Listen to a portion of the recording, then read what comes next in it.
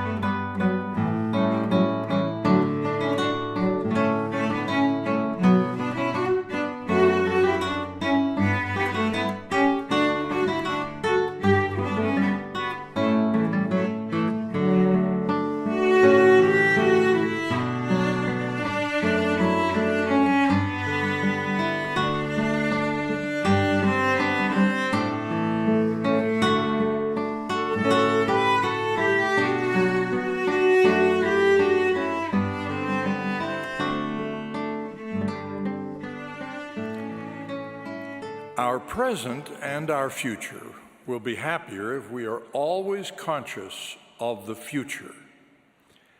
As we make current decisions, we should always be asking, where will this lead? Some decisions are choices between doing something or doing nothing. I heard an example of this kind of choice at a stake conference in the United States many years ago. The setting was a beautiful college campus. A crowd of young students were seated on the grass. The speaker, who described this circumstance, said they were watching a handsome tree squirrel with a large bushy tail playing around the base of a beautiful hardwood tree. Sometimes it was on the ground, sometimes up and down and around the trunk. But why would that familiar sight attract a crowd of students? Stretched out prone on the grass nearby was an Irish setter. He was the object of the students' interest, and the squirrel was the object of his. Each time the squirrel was momentarily out of sight circling the tree, the setter would quietly creep forward a few inches and then resume his apparently indifferent posture. This was what held the students' interest. Silent and immobile, their eyes were riveted on the event whose outcome was increasingly obvious. Finally, the setter was close enough to bound at the squirrel and catch it in his mouth. A gasp of horror arose, and the crowd of students surged forward and wrested the little animal away from the dog. But it was too late. The squirrel was dead.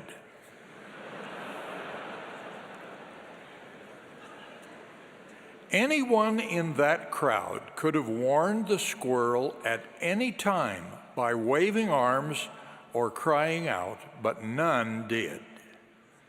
They just watched while the inevitable outcome got closer and closer. No one asked, where will this lead? When the predictable occurred, all rushed to prevent the outcome, but it was too late. Tearful regret was all they could offer. That true story is a parable of sorts. It applies to things we see in our own lives and in lives and circumstances around us. As we see threats creeping up on persons or things we love, we have the choice of speaking or acting or remaining silent. It's well to ask ourselves, where will this lead?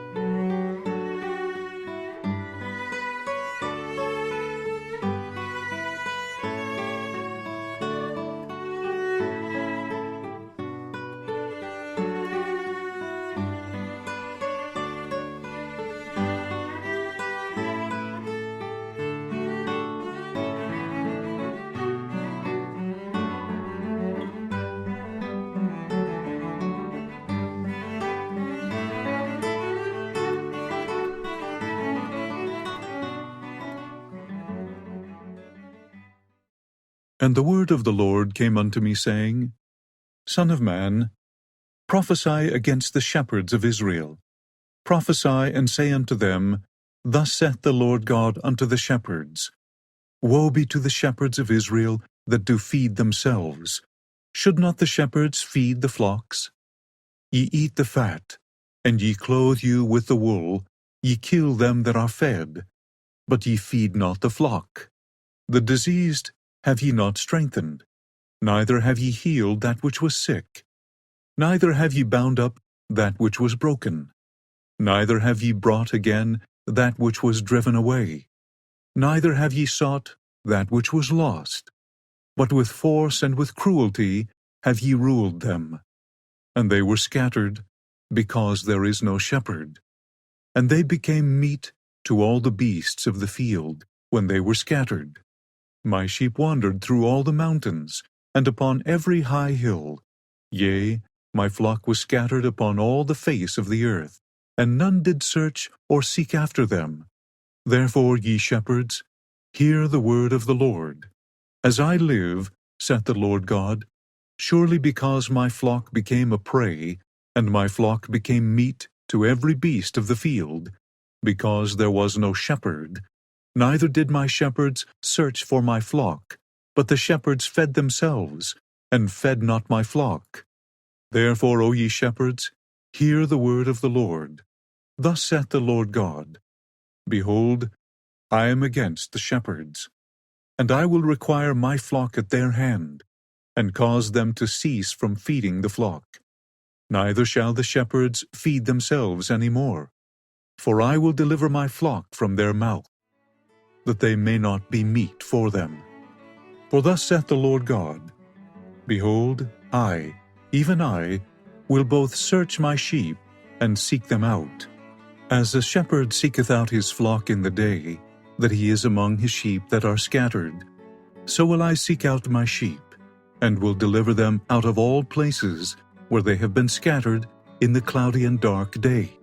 And I will bring them out from the people, and gather them from the countries, and will bring them to their own land, and feed them upon the mountains of Israel, by the rivers, and in all the inhabited places of the country. I will feed them in a good pasture, and upon the high mountains of Israel shall their fold be. There shall they lie in a good fold, and in a fat pasture shall they feed upon the mountains of Israel. I will feed my flock, and I will cause them to lie down, saith the Lord God. I will seek that which was lost, and bring again that which was driven away, and will bind up that which was broken, and will strengthen that which was sick. But I will destroy the fat and the strong. I will feed them with judgment. And as for you, O my flock, thus saith the Lord God, Behold, I judge between cattle and cattle, between the rams and the he-goats. Seemeth it a small thing unto you to have eaten up the good pasture? But ye must tread down with your feet the residue of your pastures? And to have drunk of the deep waters, but ye must foul the residue with your feet? And as for my flock, they eat that which ye have trodden with your feet, and they drink that which ye have fouled with your feet.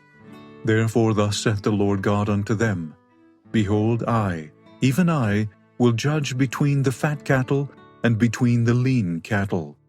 Because ye have thrust with side and with shoulder, and pushed all the diseased with your horns, till ye have scattered them abroad, therefore will I save my flock, and they shall no more be a prey.